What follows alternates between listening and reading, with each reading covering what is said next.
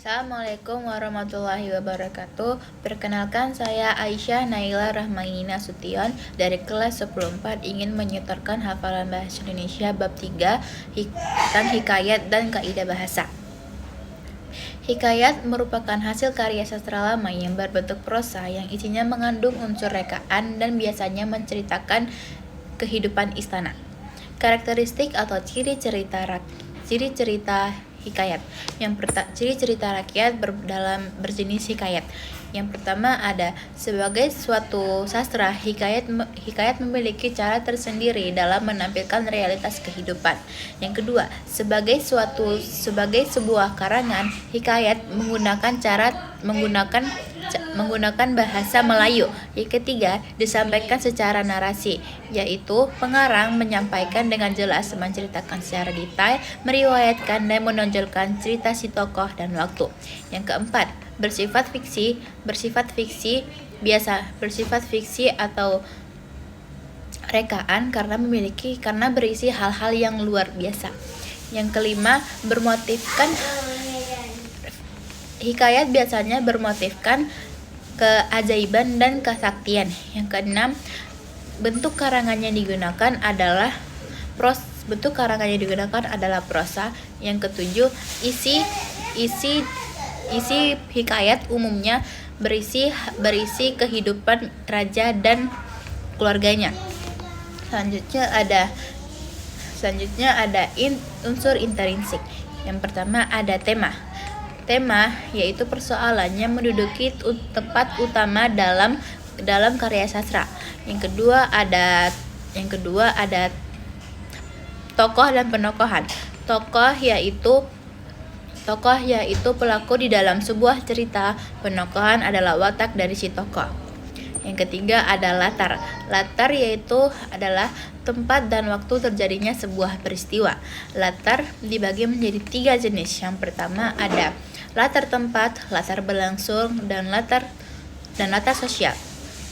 Latar tempat yaitu seperti perkebunan, istana, sekolah. Kalau latar berlangsung, contohnya seperti cuaca pagi, siang, sore. Kalau latar sosial adalah seperti kebiasaan, tradisi, atau kepercayaan. Yang keempat ada alur dan pengaluran. Alur atau plot adalah rangkaian sebuah peristiwa yang berhubungan sebab akibat sehingga menjadi satu kesatuan yang padu, bulat, dan utuh. Yang kelima ada amanat cerita. Amanat cerita adalah sebuah pengajaran moral atau pesan yang ingin disampaikan oleh pengarang kepada pembaca melalui karyanya. Selanjutnya ada nilai-nilai hikayat. Yang pertama ada nilai sosial. Nilai sosial adalah nilai yang berkaitan dengan hubungan interaksi antara manusia. Yang kedua ada nilai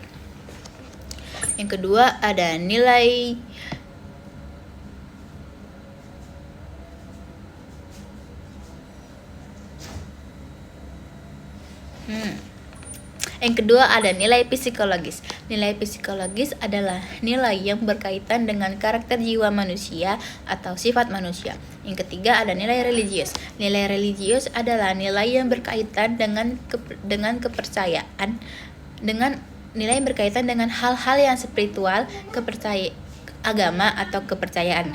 Yang keempat ada nilai moral. Nilai moral adalah nilai perilaku moral manusia yang dengan interaksi di dalam lingkungan sekitarnya.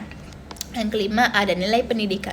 Nilai pendidikan adalah nilai yang berkaitan dengan masalah pendidikan atau pengajaran manusia.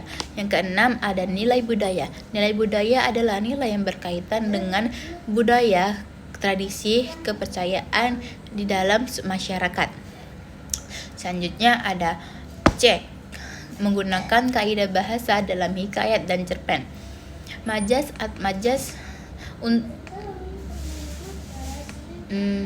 Konjungsi urutan waktu. Sebagai teks yang menggambarkan alur cerita, hikayat dan cerpen tidak Hikayat dan cerpen tidak lepas dari penggunaan konjungsi urutan waktu.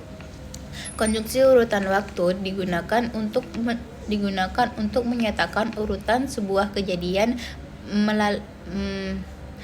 berdasarkan waktu kejadiannya, baik itu sebelum, saat, dan setelahnya. Hikayat menggunakan konjungsi urutan waktu. Hikayat menggunakan konjungsi urutan waktu berupa kata-kata arkais. Contohnya seperti al-Kisah, pada, bermula, awalnya, syah, dan setelahnya. Selanjutnya ada majaz. Selanjutnya ada majaz. Majaz atau gaya bahasa sangat erat kaitannya dengan cerita fiksi.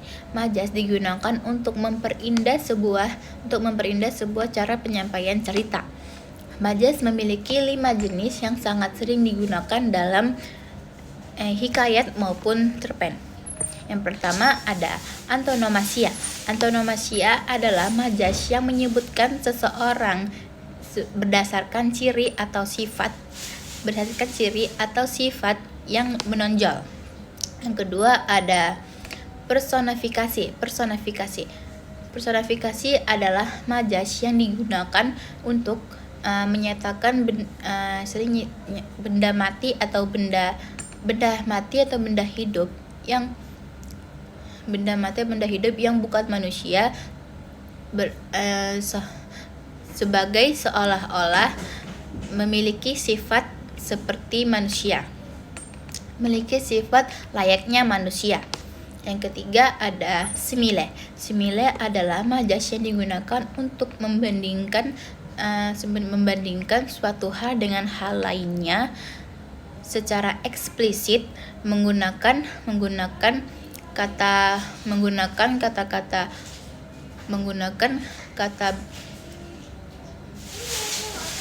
berlangsung dan kata pembandingan. Yang keempat ada metafora. Metafora adalah majaz yang sering digunakan untuk membandingkan dua hal dengan cara implisit tanpa menggunakan kata penghubung. Contohnya seperti bagaikan dan seperti. Yang kelima ada hiperbola. Hiperbola adalah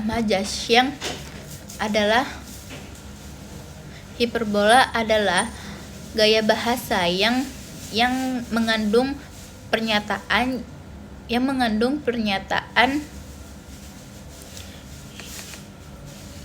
yang seolah-olah